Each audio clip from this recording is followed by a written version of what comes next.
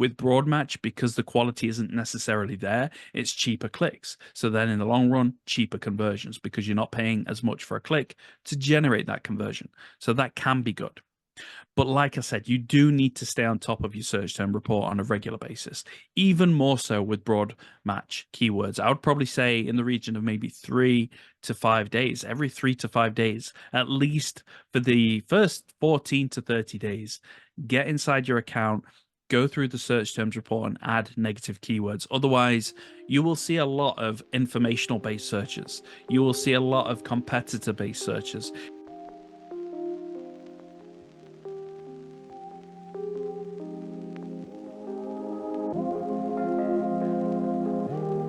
Welcome, everybody, to another episode of the PPC Cave with me, Ryan Fenton, and I'm joined today with my co-host, Gene Vinanos. Gene, say hi. How y'all doing? Cool. And today we're going to be talking about which match type should I use in Google Ads. This is a question we get asked a lot, and it's something we've not really delved into. We've talked about different bidding strategies. We've talked about the different campaign types, but when it comes to match types, which are really important in Google Ads for keywords and for reach, for awareness and general conversions, we've never really delved into it. So this episode is all about match types, and we're going to look at broad match. We're going to look at phrase match. We're going to take a look at exact match, and we're also going to cover broad match modified as well.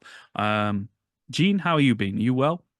I'm well, and I guess this is still part of our series, Google Ads for Beginners, because I mean, if you're a beginner, you're gonna need to understand how to use search keyword match type. So I'm well. It's nice to see you again. This is the second week in a row that we've been collaborating live. So I'm excited to get into it. Brilliant. Sounds good. Me too.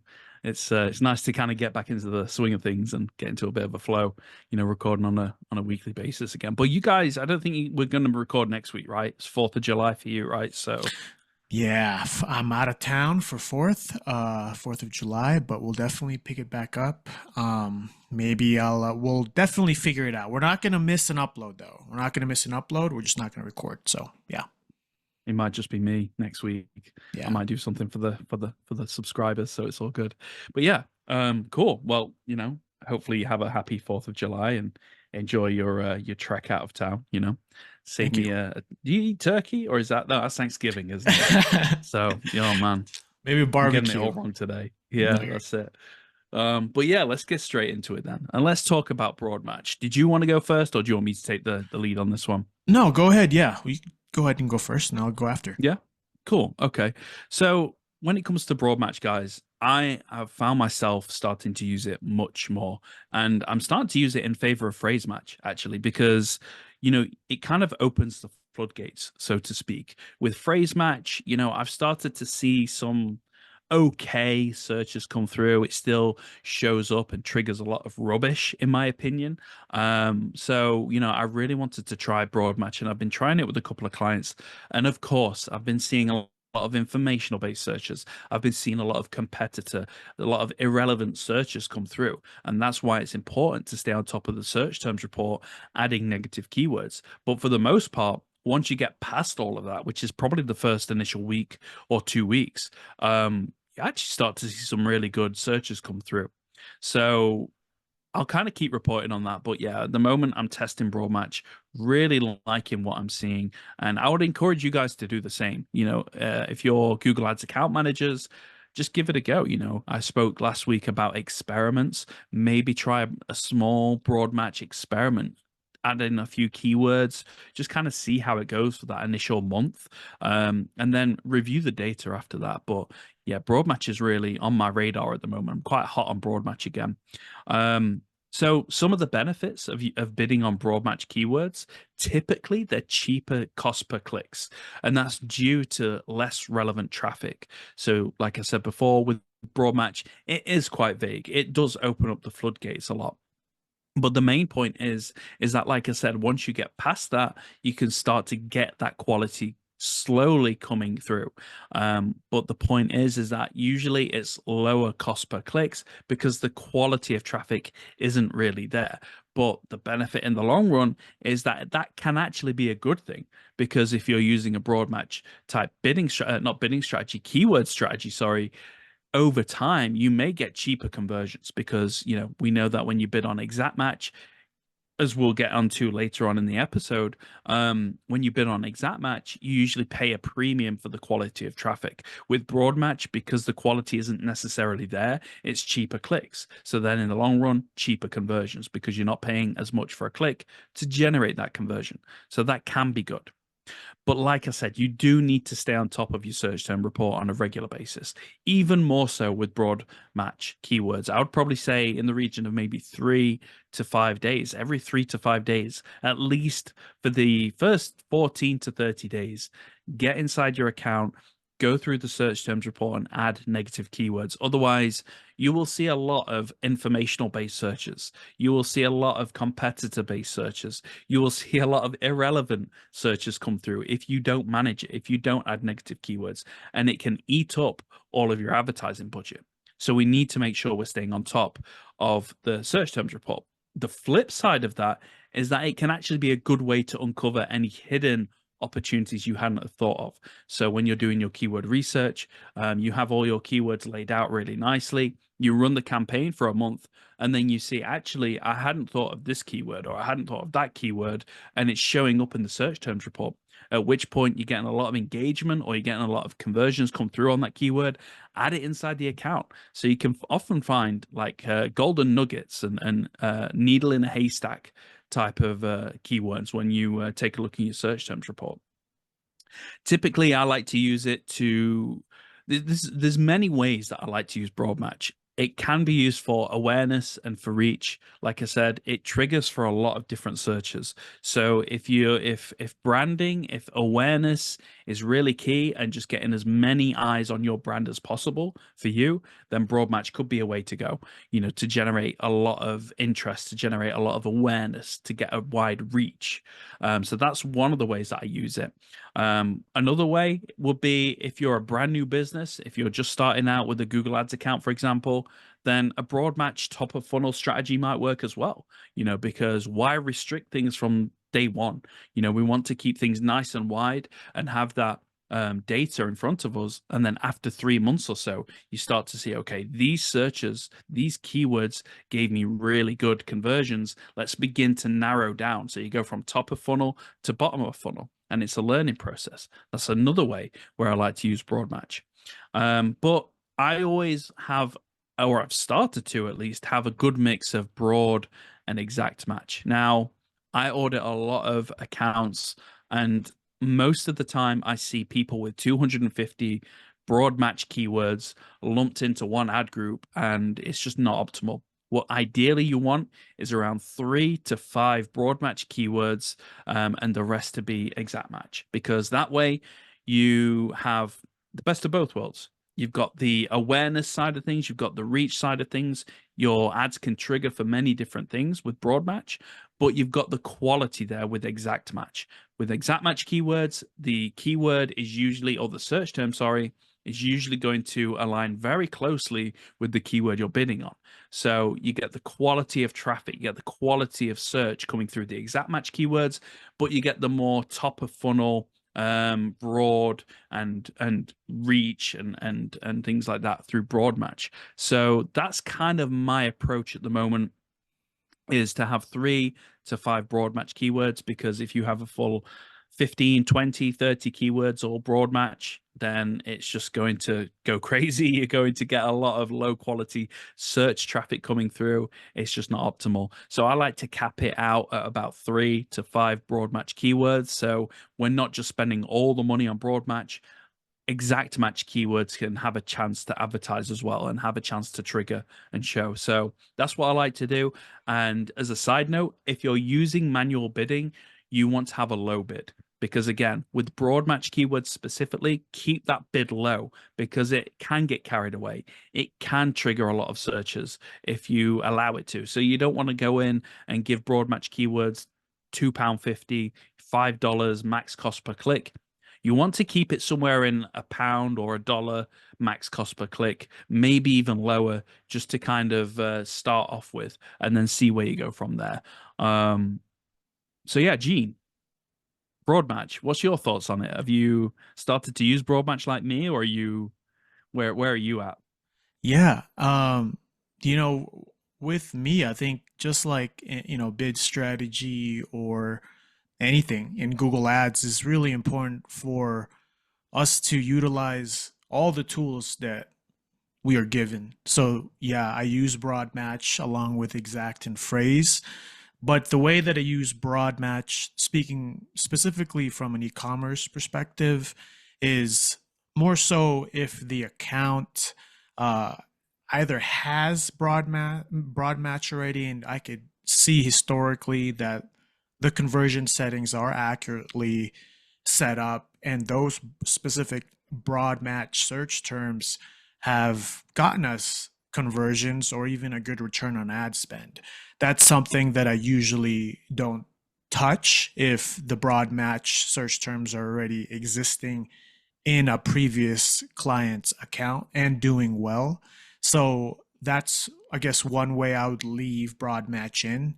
But for me, it's really important to, like Ryan said, understand what you're getting when it comes to having broad search terms in a particular search campaign ad group. You will get a lot of irrelevancy, and not just e-commerce, but of course lead gen. If you are particularly looking to execute a broad, just have broad search terms in your campaign or ad group, it would really be helpful to just know that you're going to need to exclude some of these usual suspects in regards to platforms or competitors and brands already on Google Ads. And to name a few, Amazon, to name another, eBay, you know, uh, Etsy, a lot of these will show up still.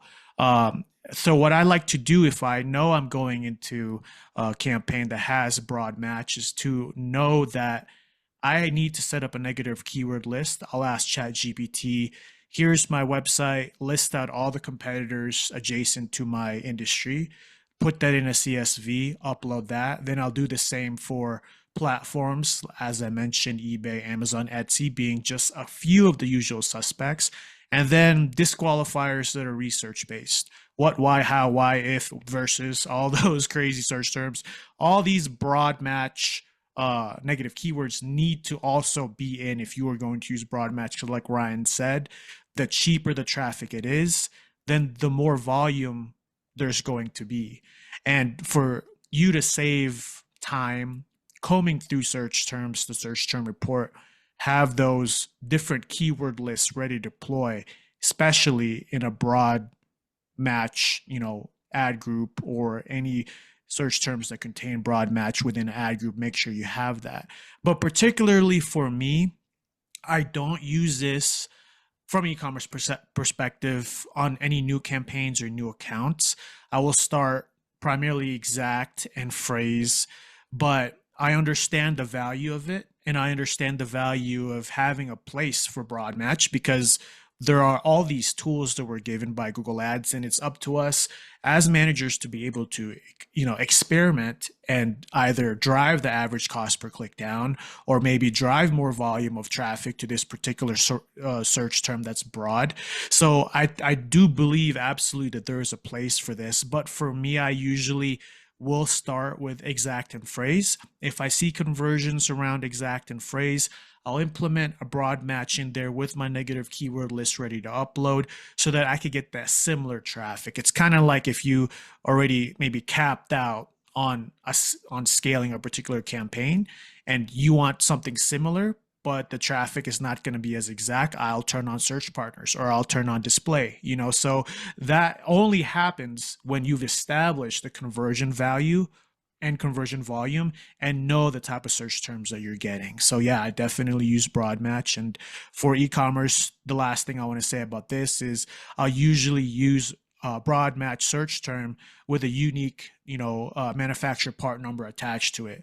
So I have a particular client that sells work boots, and they sell there's it's a brand that a lot of people sell. It's called Thorogood. So Thorogood has this particular six digit search term, or six digit manufacturer part number, that if you search it, it's basically a SKU. So I'll have that attached, and anything that comes with it, I'm ready for. If it's gonna have that six digit manufacturer part number and then Amazon, I know that I have that already, negative. So just be aware that you will be getting irrelevancy, and just be kind of ready for that. But yeah, I do think broad match has a place in my particular campaigns that I manage, for sure. That's really cool. And one of the points that you raised, which I thought was really good, that I don't really do, but I kind of like that you're including that now with how you manage these campaigns, is that you go into ChatGPT and you say, okay, find all the competitors for my business, list them out, and then you can just instantly add those as negatives. How well does that work for you? What's the accuracy rate? And yeah. Yeah, I mean, the new Chat GPT, I think, is the 3.5. I don't pay for the 4.0. But the capabilities of just saying this is the website, because it has the skill to crawl the internet, and this is my website, and give me something adjacent to it. Of course, it's going to look primarily at what's in the URL. If it has a particular identifier like caviar, or something bold like work boot shoes, that's going to be the first lowest hanging fruit that I'll pick off. But it's fairly, in my opinion, it works well. It's not going to give you the detailed small little e-commerce stores that could be, the same product as you. It's going to be a little bit more big box. But, those big box guys are still on Google Ads, and kind of not thinking about it, or paying for a search term and then making it negative. I think it's just kind of good proactive exercise to go on Chat GPT and do that. That's really good. Thank you for explaining that. I might try that, to be honest. I like that a lot. Um, so we're going to quickly go into phrase match, and I'm going to take the reins on this one again, because I like to hog the mic. So here we go. I'm still using it, honestly, but not as much.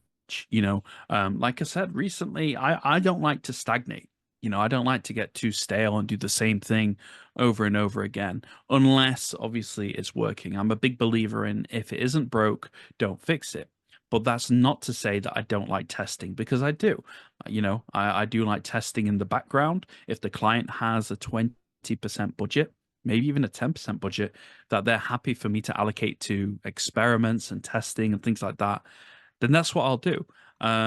So yeah, I don't make too many changes if it's working, because I just want to scale what's working and improve things that way.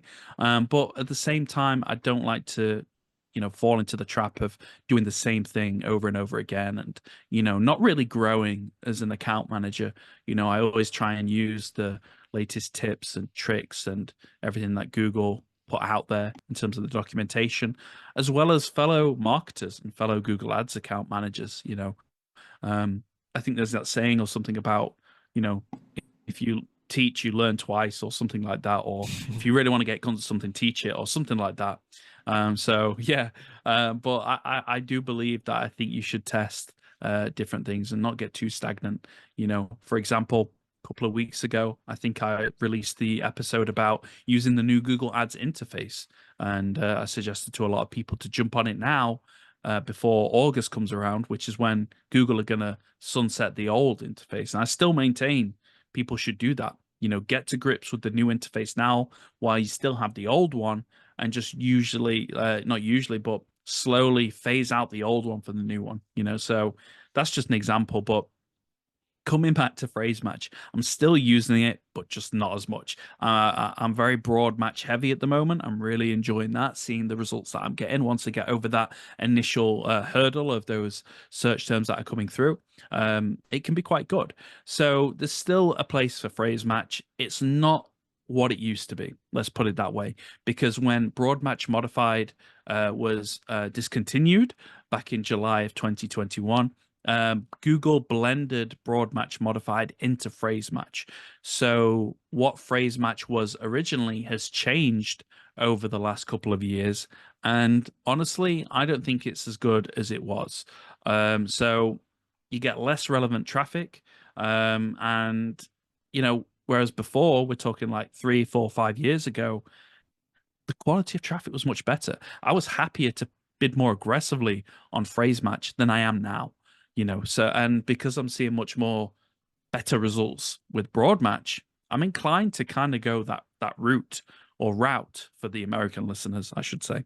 Um, um, so yeah, it's good for word order and structure. So if you want to say, okay, best pizza place near me, it might work, but it probably isn't going to work as well as it used to do. Again, 3, 5 years ago, it may throw a curveball in there for you, and you may start to see some searches that, hey, 3 or 4 or 5 years ago, I wouldn't have expected to see the search term being triggered by a phrase match keyword. I would have expected to see it through a broad match or broad match modified. And yeah, it's not as good as it once was, basically. It can be expensive as well. This is the thing, is I used to say, make sure that you're bidding on phrase match and exact match, because it ensures quality of traffic coming through your campaigns. But now when I think back, I think that has more to do with the fact that I was bidding on exact match keywords rather than phrase match. And I think the exact match keywords were bringing in that traffic quality, that quality of traffic, rather than the phrase. So in my opinion, and this is all purely my opinion and my thoughts, phrase match provides a lot of traffic, a lot of less relevant traffic than it once did, with little substance, basically. So I'm kind of moving away from it.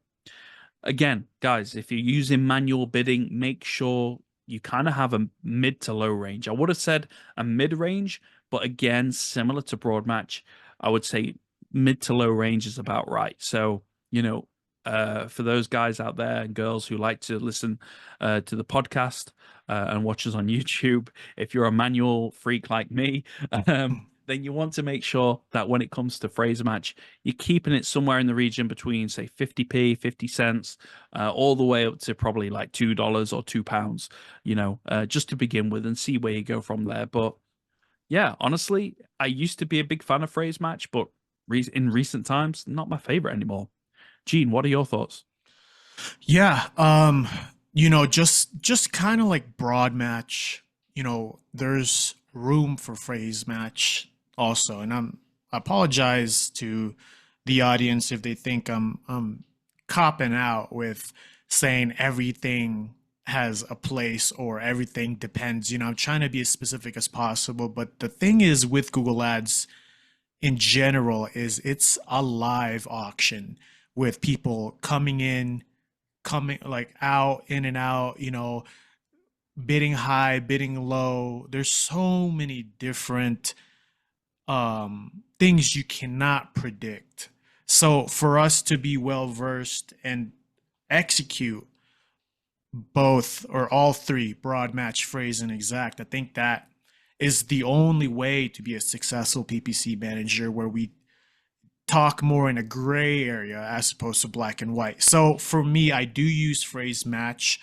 I don't really see either broad, phrase, and exact as good, bad, good, bad, good, bad. I see it more in conjunction with either the particular industry or the campaign that I'm working on, because I think there is ways to kind of put the jigsaw puzzle together to have some exact, have some phrase, and have broad. But for me, particularly working on exact or e-commerce clients, I tend to use phrase match on three or three, usually three search term phrases, because a lot of the time, if it's, maybe just two, you'll get that weird third, search term that throws off the whole thing. So, for example, if we always do this Adidas shoes on phrase match, if I just had those two as my search term, you would probably get Adidas shoes versus Nike, or Adidas shoes reviews, or you'd get Adidas shoes Amazon. So that moderate matching that's provided by phrase, if you only have two search terms, could be a lot of relevancy on the other side of the report for the search terms. So I like to do three on the phrase match. And then granted, this doesn't always work. Sometimes it'll spit out on Google Ads saying, oh, it'll never show, you have low volume. But in my opinion, it's important for us to try that first. And then I'll kind of back into a different uh, tactic if the three phrase match keyword does not work, or it's just not spitting out the search terms I like. So I would usually, and again, this is from an e-commerce perspective, I would do, of course, the brand, any, manufacturer part number, or key identifier also. So those three things: brand, your manufacturer part number, or unique identifier. And sometimes you don't have that. So you have to go super high level. Maybe you're not arbitrage seller on e-commerce and you're selling your own private label, where you're creating the traffic for it, and it's not that much traffic because your brand is not known. So with that, it's usually higher level descriptors, but still sticking to three keywords on phrase. Either, for example, if you're selling, something that has a color to it, maybe you're doing clothing or shoes, that one particular color is huge. As I've seen a lot of the times, that's high purchase intent when you have a color aspect to the offering. So color, and then style, or maybe another descriptor that kind of goes off that style. But yeah, for the most part, I do use phrase and exact for e-commerce. I'll maybe learn a little bit more as I get more lead gen clients that I need a little bit more of that juice using broad match. And I understand Ryan probably sees it that way. But we do both e-commerce and lead gen. For me, from e-commerce side, I have seen a lot of irrelevancy if it's just two phrase match search terms inside the little quotes. And then at that point, you really have to make sure your negative keyword list or the search terms you're on top of. But yeah, I definitely use phrase match also. That's really cool. And one thing you mentioned there as well, which I forgot to mention, in regards to broad match, is how many words should you really have inside the keyword itself? And, guys, when it comes to broad match, it's not like I'm just, like shoes or like, Yeah. plumbers or something like that. I try and aim for three, like Gene, three or more words in the actual keyword itself, because, and you may call it long tail keywords, because you want some context, shoes or plumbers. I mean, that could be anything. What is the context behind those searches? I mean, shoes. Is somebody looking to buy a pair of shoes? Is somebody looking to buy a used pair of shoes?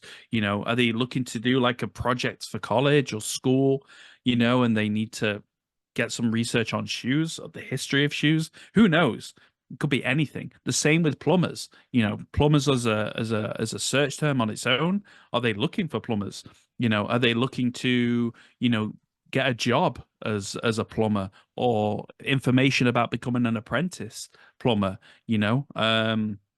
How do I become a plumber? It could be searches like that. So, it could trigger things like that. So it's very crucial that when it comes to the actual keyword itself, that you include three or more words in the actual keyword, is what I would say, especially when it comes to broad, because again, going back to what I said, it triggers for a lot of informational searches, a lot of competitor, a lot of low quality searches. So you want to ensure that you've got three or more keywords, three or more words in the keyword itself. So yeah. Yeah, and to add on to that, if you are ever in the need, you're like, oh, okay, Ryan and Gene are telling me to put three search terms. I can only think of two. If you're ever in the need of kind of getting a little bit of a boost of what other search terms you could put so that you can get that three broad match search term filled out, or maybe even a three phrase match search term, I sometimes use keyword planner, but I feel that as very, very constricted, so kind of along with the theme of ChatGPT, I go on ChatGPT, put the website in, and make sure that you're warming up the system, right? You're asking about the particular product, you're putting the website in there, you're saying, hey, what search terms, and you could even tell ChatGPT what phrase match, three-word phrase match search terms are showing up for this particular website, and it's crawling the internet. So obviously it's going to crawl the biggest search engine out there, Google. So it'll show you, okay, for, I know we'll be talking about caviar. So it'll tell you maybe specific caviar varieties, or accessories, or special occasions where people use caviar. And then you could see the web begin to widen and widen, and hopefully you'll be able to get some type of idea. It doesn't have to be a pure copy and paste from ChatGPT, but kind of start the engines, get you out of that writer's block, and provide more information of what 3 search terms you could use. Cool. Thank you for that. Really valuable, actually. I'm liking the whole AI chat GPT kind of stuff. So I've never really gone down that route. So I really need to do that. But yeah, before we get into exact match and close the show off, last week we did test of the week, where Gene and I talked about certain tests that we were doing for our own clients, and one of them was for me using Broadmatch. So if you want to kind of have a bit of a premeditated guess on what I was saying about Broadmatch, go back and listen to last week's show where I explained pretty much what I'm talking about in this one. But this week we're going to just have tip of the week, and this is where we're just going to each give a tip, and Gene suggested it this week, so I'll let you go first. Yeah, and this is more so to kind of, we were talking about broad match, and this is a very exact match show. This is Google Ads for lead gen and e-commerce. So we're talking more broad here, and we are both freelancers. Ryan does it full time. For me, it's still a side hustle.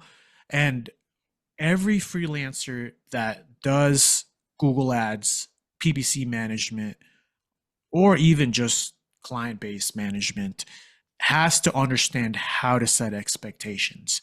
And for me, the biggest and most reoccurring question that will always be asked then, now, and forever: why aren't we getting sales right now? Or how long does it take to get conversions, or whatever is deemed success in the Google Ads account? Well, me and Ryan discussed this a little bit, and I think the big part of it is understanding where you are as a freelancer in regards to where they are as a client. Or if you're a business owner listening to this, I think it's important to understand this so that you can set your expectations when you do hire freelancers like Ryan at ryanfett@ppcco.uk or genevillanos.com. It's really important to understand where your Google Ads account is and where your Shopify account is in regards to success or sales.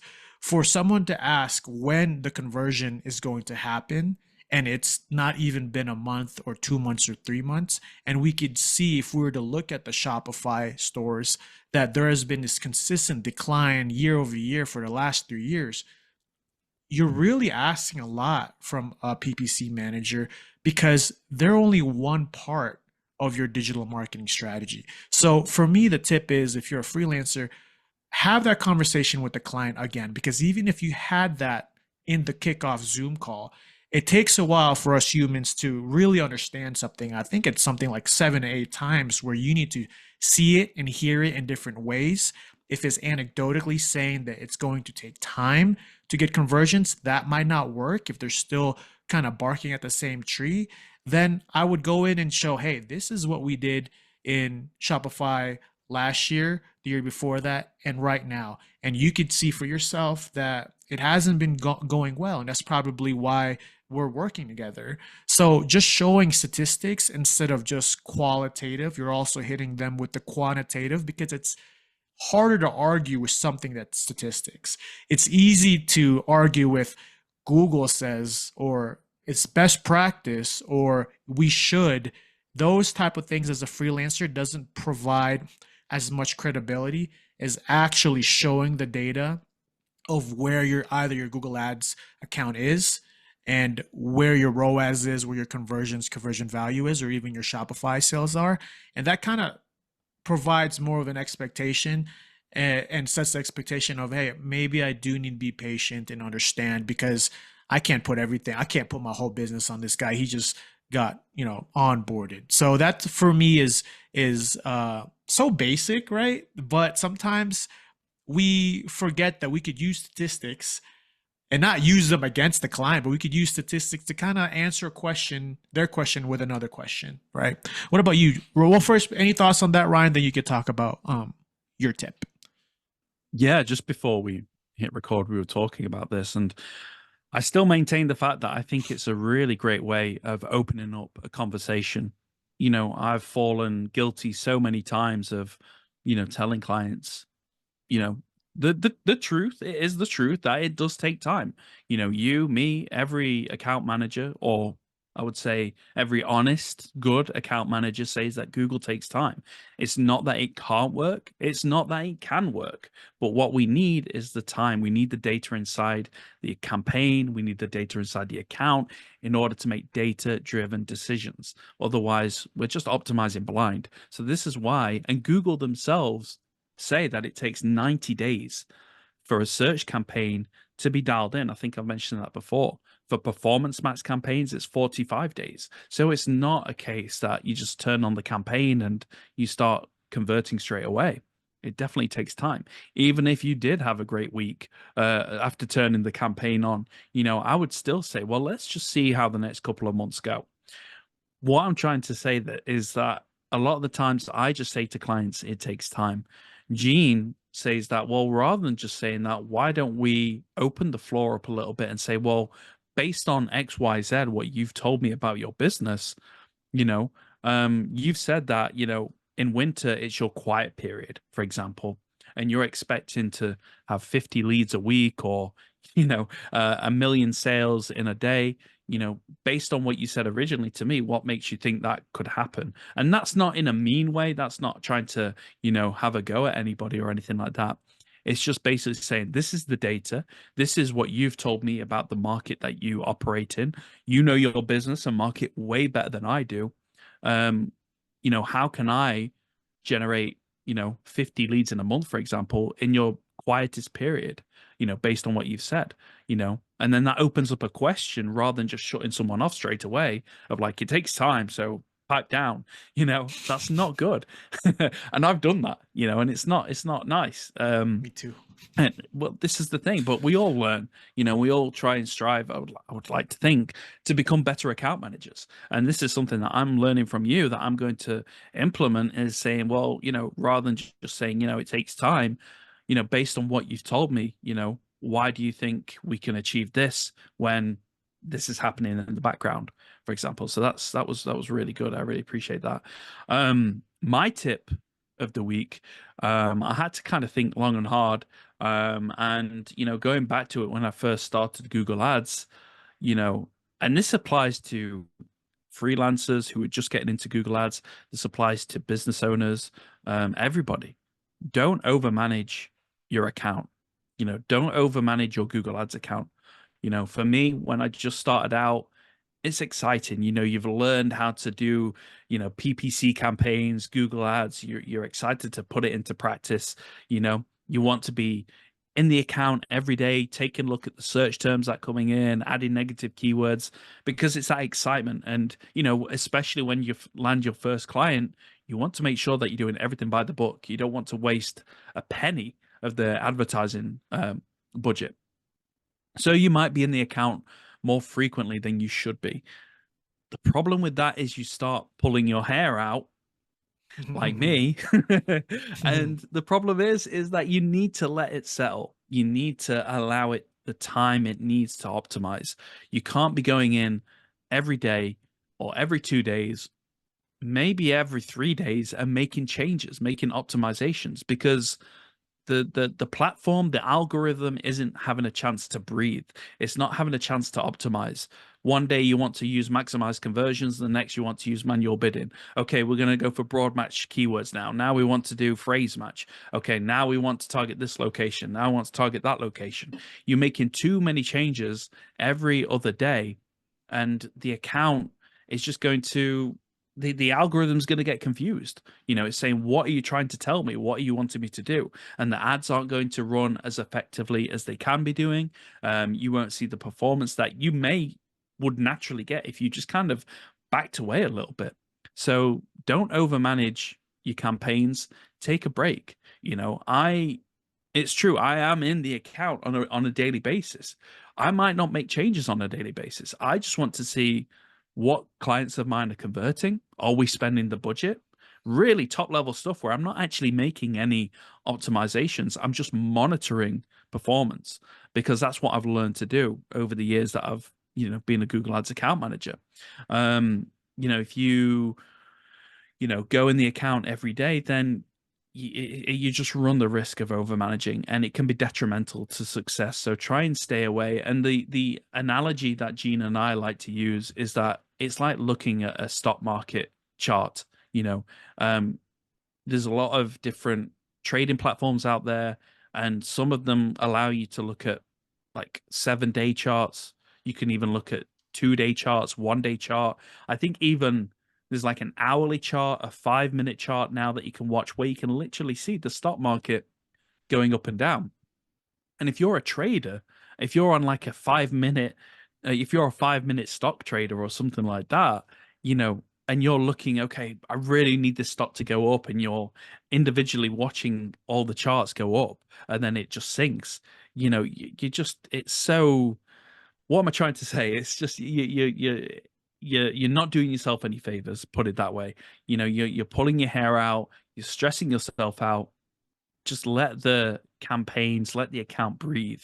And I'm not a financial advisor, so don't take any of my word as financial advice. But I'm just saying, just give the time the campaign needs to optimize.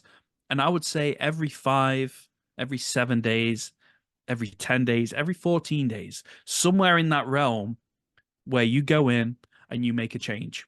Okay, this keyword, I'll increase this bit, or you can make a few changes. It's not like, you can't make any changes, but the point of the story is don't be inside the account every hour of every day, because you're not letting anything settle. You're not letting anything optimize. Yeah. Any And thoughts on that? yeah, absolutely. And the only time that I'm in the account daily doing something is if I'm making negative keywords. That is the only time. And Ryan is alluding to, optimizing as in maybe even adding I don't do that. I don't add keywords on a daily basis. I don't create ads. I don't, I don't change bid strategy. I don't change budget. There's a lot more things that will be detrimental to your account if you're going in there daily doing things, then there are, well, I don't know what I'm trying to say, but I'm trying to say that there's a lot of things that you can mess up if you're in the account daily changing things. Like Ryan said, go in there and monitor and understand and have a log of when you created these changes, whatever it is. But you have to let the changes assimilate, because this is such a complex system where there are multiple moving parts that I don't even know exactly how it all works. I know it's a bid, an auction, but I don't know how the competitor side works. I don't, there's a lot of things that we don't know, but what we do know is these changes need to be assimilated into the system, into the bidding auction with your other competitors, and you need to give that time. It's like an experiment, right? If you were to create an experiment, a scientific experiment, you're changing all these constants and variables. Well, then where's your direction in your path? You're going to start from basically scratch each time you change something. So you need to, even Google Ads themselves has little indicators that show don't touch it when it says learning mode or when it says bid strategy learning. All these things are saying to you as a PPC manager, there needs to be that breathing room, that cadence of, okay, you did something, you just monitor it, instead of changing it or looking at it each day. So I totally agree with that, but these two tips are something that we'll always kind of have to revert back to, because human nature is the opposite of this. Human nature is saying this guy is spending $100 a day. Where's the traction? But it's just not like that. And Google Ads is difficult because of that, the waiting, because of the rhythm of how you have to make changes. You're beholden to Google Ads system. So that's what makes it hard. And what makes us freelancers of expertise because we understand that and we understand the game that we have to play for us to be successful on Google Ads. So yeah, that's a great tip, Ryan, for sure. Thank you. I appreciate that. Wrapping this episode up, then, we're going to finish off with the exact match. And, for me, I've always used exact match. I spoke earlier about ensuring the quality of search traffic coming through exact match keywords. And it's exactly that. When you bid on exact match keywords, most of the time, the search is going to mirror the original keyword that you're bidding on. So I always like to use exact match keywords for that reason, because it ensures high quality traffic coming through your campaign. So I think always having exact matches is good. Now, again, there's a little caveat to that, and that is if you don't know how the market is naturally searching to find your products or services, you may want to go back to what I said at the start and use a top of funnel strategy whereby you start very broad. You have, okay, let's have one campaign with one ad group. We're going to have 10 broad match keywords in there. And we're just going to see what happens over the course of the first month, over the course of the first 30 days, maybe 60 days, maybe 90 days, if you can wait that long and have that patience. Because then what's going to happen is you're going to naturally, over that time, if you're doing everything right, if you're adding negative keywords, if you're staying on top of the search terms report, over time, you will get conversions. You might just get the one. You might get 50. You might get more than that. You might get less than that. Who knows? But if you're advertising your business to the right people with the right context, with the right level of intent, then in theory, it's only a matter of time before they convert. So the caveat is if you don't know how your market is searching, then, use a broad match strategy, a broad match keyword strategy. And then over time, look to include exact match keywords as you go along. Exact match keywords usually tend to lead to more conversions because of that reason. Because you're advertising to the right people at the right time with the right search query that aligns perfectly with your exact match keyword, then conversions typically increase because of all those factors. Right person, right place, right time, right search query. Again, CPC's cost per clicks are generally going to be quite high because of that reason. You're bidding on premium traffic. You pay a price for premium traffic. It's not as cheap as broad match or even phrase match when it comes to exact match, because you're trying to drive conversions, because you're trying to drive high quality traffic. You have to pay the price for that. So you will see that cost per click prices are going to be much higher, but that's just because the the search query and that person is in a better position to convert in the long run. Again, what have I put here? If manual, use a high bid range. So for those people that like to use manual bidding, make sure you're bidding more aggressively on your exact match type keywords, because like I said, typically it's going to have a higher chance of leading to a conversion rather than broad match, rather than phrase match. So you want to bid more aggressively on your exact match keywords because the quality of traffic is there. You might ask, well, why don't I use exact match? Why do I need to use broad match? Why do I need to use phrase match?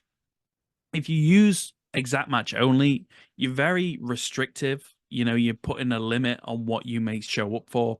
You might just get like 10 impressions a day and one click. So that's why it's healthy to just kind of open the floodgates up a little bit, like I said with broad match, 3 to 5 broad match, or even how I used to do it, how potentially Gene does it, maybe like 10 or 15 phrase match, 10 or 15 exact match. You've got the bonus of having the floodgates open a little bit, so you're going to trigger for a lot more searches, but you've got the quality with exact match. So if you just had an exact match keyword strategy, you're just restricting yourself from day one. You're just really adding a limiter on performance. So we don't like to do that. You need a little bit of wiggle room at the end of the day. Gene, what are your thoughts? Yeah, no, I definitely agree with that. You're gonna get a lot of high purchase intent or high intent searchers with exact match, and sometimes the impression volume or even the click volume is not going to reciprocate what you need for conversions, or whatever you deem as a conversion. It could be a purchase, could be opt-in, whatever it may be. So that is why we discussed all three and not just exact match. As easy as it would be, right, for anyone to be a Google Ads manager to only be a one-trick pony and only have exact matches, that's just not how search works. There's going to be a lot of irrelevant, maybe long tail keywords before you get to that particular 2 to 3 search term exact match where you're ready to purchase, right? Because that's, for me, I'm researching, and then we start getting detailed, and then it becomes more of a transactional search in the latter aspect of my purchase journey. So yeah, I totally agree with what you had to say about that for sure. Thank you. How do you use exact match? Is there anything particularly you do for e-commerce that I may do differently for lead generation, things like that? Yeah, I mean, for me, just like anyone, I'm sure everyone does this, but it's still good to remind people. If you're trying to, I mean, the lowest hanging fruit is for me going on a specific product page that I'm, trying to show on search using exact match. At least have some of those things on your product title, on your product page, on your exact match search keyword list. That is number one. And for me, it's really important, like Ryan said, if you don't have much visibility on what actual search terms are either filing in or what you should show up for, you should go more broad in phrase. But if you have an absolute, home run of a search term, maybe it's a manufacturer part number that isn't low volume, because there's a lot of good ideas out there for exact match, but it's just too niche. There's just not enough impression or volume on that, where it'll have that little red box or that little red lettering and it says, low search volume. Then you might not be able to use that. I don't go by that all the time because there is some caveats to Google saying that it's low search volume, but it's still showing up. But for the most part, that's what exact match is going to do. So the way I use exact match is particularly, like I said, for a brand. And then you have the manufacturer part number, or a really, really important descriptor, but just understanding that it's just going to be very, very low volume in general, right? Low volume in general. So that's, kind of like the top level of what you need to understand before you could start using something like exact match, is just know that you have to be very, very specified and specific to what that is. And a lot of the times it will be more expensive, right? It'll be more expensive, and that's where your ad copy really needs to be on point, where you're driving your final URL to that relevant exact search term, and your headlines, the descriptions, all these things need to be parallel to what you're trying to show up for, your exact match keyword. And that in itself, if you have those things implemented where your final URL, your headlines and descriptors all match the exact match keyword that you put in there, then through time, right? Through time, Google will start to see your click-through rate increase. They'll start to see your ad relevance increase. And, it's not going to happen overnight. Then you'll start to see a lower CPC, because Google will always reward people who are having high ad relevancy or high quality score, all these factors, because Google Ads' job is to provide the most tailored experience to the searchers, to the relevant searcher. So if you have that, I think that's one benefit of exact match is where your copy is, and you could be very laser focused with understanding, okay, this is what I need to show on the headline, this is what I need to show on a descriptor. And it kind of also provides you more of like a easier way to test and experiment through A/B testing, because an exact match keyword, you'll understand if it's relevant ad. You'll understand through CTR, through perhaps conversions, the conversion value. And with that, it's really, really hard nowadays, now that we don't have expanded text ads, to attribute what combination of these headlines and descriptions actually got us the conversion. But, utilizing exact, you'll kind of be able to tell a little bit, okay, this is the phrase or the exact match phrase that really, started to get me better CTR or conversion value, but it's still not like expanded text ads. But yeah, it helps for me, kind of partitioning my A/B tests in different, uh, search themes and search angles for the ad campaigns that I run for search that you utilize exact. But yeah, I mean, for me, it's really basic. I use a lot of the brand and the manufacturer part numbers, especially for e-commerce.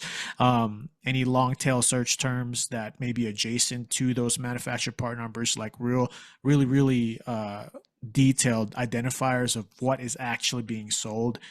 All those things kind of go into what I use for exact match for e-commerce. But it is a lot of you know the search volume is decreased, and you have to kind of have a little bit more in there than just exact match to kind of bring that flow of traffic in. So that's kind of how I would use exact match. Cool. Yeah, it sounds like we're very similar on our approach. I Yeah. think the difference being that, you like to use more phrase match. I'm kind of going through a bit of a broad match hype at the moment. So, but yeah, I think we both agree on exact match keywords definitely needed. Um, a couple of questions then, just to kind of, close the show out then, that people might be thinking that I've kind of preempted a little bit. One of them is, well, should I segment my ad groups based on match type? This is something that I think was popular, I want to say 5 or 6 years ago, and it may still be quite popular. I don't know. It's less common, I believe, than it used to be, where you used to have a campaign and then rather the theme, like a single themed ad group, or back then a single keyword ad group, what you would do is say, right, let's have all of my broad match keywords in one ad group. Let's have all of my phrase match keywords in one ad group, and then have one of all of my exact match keywords in another ad group. And there's pros and cons to this. And Gene, I'm sure you've got your thoughts as well, which we'll touch on in a minute. But for me, if you're using manual, it may be a good approach, because then you can sort of dissect a little bit and say, right, for my broad match keywords, I'm going to bid 25p or 50p. For phrase match, I'm going to do £1 or $1 or whatever it might be. But for exact match, I'm going to do $2.50 or £2.50. And then you can say, right, I'm bidding more aggressively on my exact match keywords and less aggressive on broad match. And that's fine. If you're not using manual, then you may not need that approach. And I would honestly say for 80, if not 90% of the time, you want to focus on a single themed ad group, a stag, as it's called, ad group structure, whereby you take the overall arching theme of the ad group. So, for example, let's take plumbers as an example. We could say emergency. So you would have 24/7 or 24-hour plumber, or emergency plumber near me, or, a plumber open all hours, or weekend plumber, things like that, which indicate this is an emergency, ad group. This is an emergency theme, if you like, of the ad group. All the keywords are housed under that one.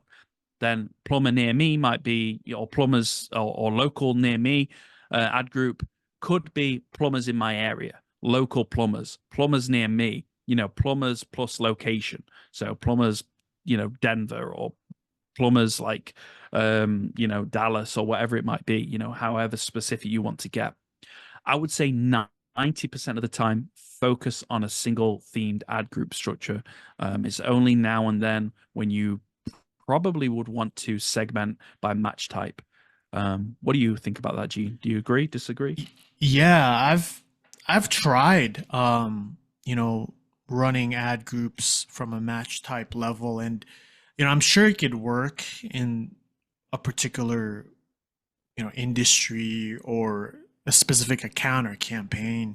But I think I agree with Ryan, with just making sure that what you're doing is a themed ad group. Uh, I mean, the reason being maybe match types wouldn't work too well is if you're, putting a lot of these different type of match types, all exact or phrase or broad, you could be risking, maybe over segmentation of your particular ad groups where you're only getting these, people and it's maybe too niche, and if it's too niche, sometimes we think that that's the right way to go. Let's be very niche, all exact match ad group to this final URL, to this particular.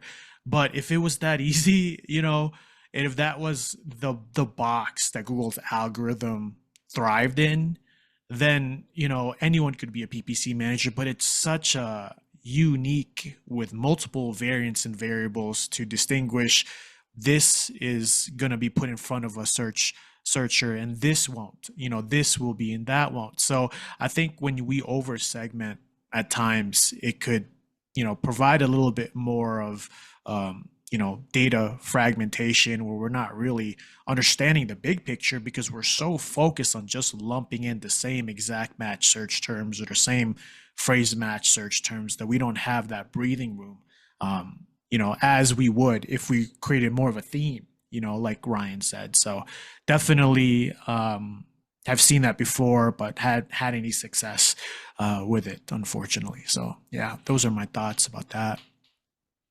That's cool. Thank you. Final question. How many keywords should you have? Like how many broad match keywords, phrase match keywords, exact match keywords would you include in a single ad group? Or, what's the split look like? Do you take a 25-75 split, or do you take 50-50, or is it 80-20? How are you working it? Yeah.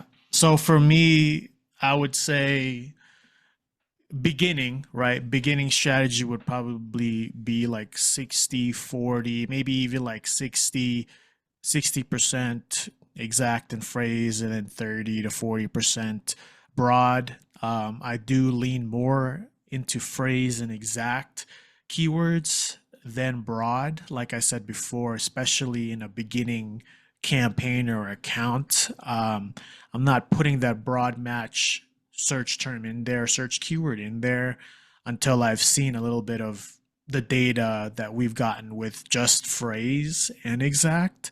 But as for number, I think it could vary, right? It varies with industry, and this is the PPC Cave, lead gen, and e-commerce. For e-commerce, I there is a very, very small amount of search terms that don't become redundant for a particular product page, but as for a service, that could be multiple lead gen, could be multiple different ways to phrase something. But if how many ways can I phrase Adidas Samba shoes? It doesn't, there's that difference here that you won't get anywhere else in any other Google Ads that we will show you the caveats and the details and nuances of how this actually ping pongs between lead gen and e-commerce, where Ryan might be able to say tree surgeon in 20 different keywords that are very different, that are not spamming the keywords, but I have only two ways to say Adidas Samba shoes. So I think it really depends, right? I usually try to get over 10, search terms and keywords in a mix between broad, phrase, and exact. But sometimes I have very niche products in e-commerce space that I can only do like 5 or 6, So yeah, it really depends. What about you? Well, for any tree surgeons listening right now or watching, I can definitely help with that. I've got 20 different ways of saying tree surgery, so it's all good. Nice. Arborist, I think. Arborist, but yeah. Yeah, yeah. Anyway, yeah, see, I know my stuff. Yep. Yeah, for me, I always say to people, aim for around 15 to 30 keywords. But again, like you said, it really depends on the business, on the setup. If you're just starting out, I would say 10 keywords, 15 keywords, broad match, that top of funnel strategy that I said is a good way to go. If you've been doing it for a little bit longer, if you're wanting to have a little bit more targeting and change things up a little bit, whatever it might be, if you're just taking on a new account, if you're a freelancer or you've just started a new job and you need to, market your company, or you're in-house as an agency member or whatever you might be, um, having 15 to 30 keywords is usually about, for me, a good mix, because it's not too many that, you're putting strain on the budget. Google isn't running quite thin in terms of the budget, but it's not too few that you're being, too targeted, if you like. So there's a good mix of reach, but also, utilizing the budget. And in terms of a split, at the moment, like I said, it's pretty much 90% exact match, 10% broad match for me as I'm going forward. Maybe even 95% exact match and 5% broad match, because like I said, you really need to put a cap on those broad match keywords. Otherwise, they can really get carried away. So that's what I would say. I'd probably say somewhere in the region of 15, 20, maybe even 25 exact match keywords, and then about 5 broad match keywords, and you should be good to go for that. Yeah, no, that's great. And the caveat to all this, I feel like it's becoming a theme. If you're in need of ideas for search keywords to get over that 15 or 10, go on ChatGPT, go on ChatGPT and start creating, queries and asking ChatGPT questions, because it's been really helpful for me. And a lot of people may still seem like it's say that it's cheating, but for me, if it's something that's crawling the internet and we're trying to rank high on Google Ads on the internet, it seems like the tool for me to use. But yeah, no, I agree. It depends, but you don't want to be in that outlier spot where it's too many search terms, where you're just getting convoluted results, and you don't want to be too small where you're putting too much strain, like Ryan said, on those couple of search terms that you're not even getting enough data, and the days are going by and you're not getting impressions, you're not getting clicks, and the client, they're still paying for your management, but you're not getting clicks. I think you owe them the data to be clicked. So yeah, having that good sweet spot of the right amount of keywords is definitely key for sure. Cool, thank you. I think that wraps everything up pretty much in terms of which match types should I use. I think we've kind of gone through that. So, Gene, I mean, where can people find you, and when's the next episode coming out? Yeah, so you could find me at genevillanos.com. Our episodes release every Monday at 12 a.m. Mountain Time on Spotify, Apple Podcasts. And if you want to see our beautiful faces on YouTube, I think we have 61 subscribers or 60 subscribers now on YouTube. I'm gonna refresh. I'm gonna take yeah, a look. let's refresh and look. And I think we said if we hit a certain amount, that we'll do a free audit. I don't think we're close yet, but we're getting there, guys. Not yet. Yeah. We got 60. So I feel like, in that film, the Social Network, they kind of throw when they throw it on the big screen when they hit like 1 million, like Yeah. Facebook people or whatever. I feel like that's going to be us when we get to 100 subscribers, but we're at 60 at the moment, so we're not there yet. Yeah, and you know what?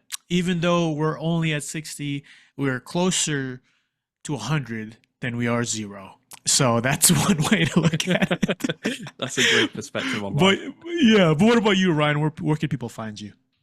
Yeah, you can find me at Ryan Fenton, ryanfentonppc.co.uk. You can find me here on the PPC Cave as well.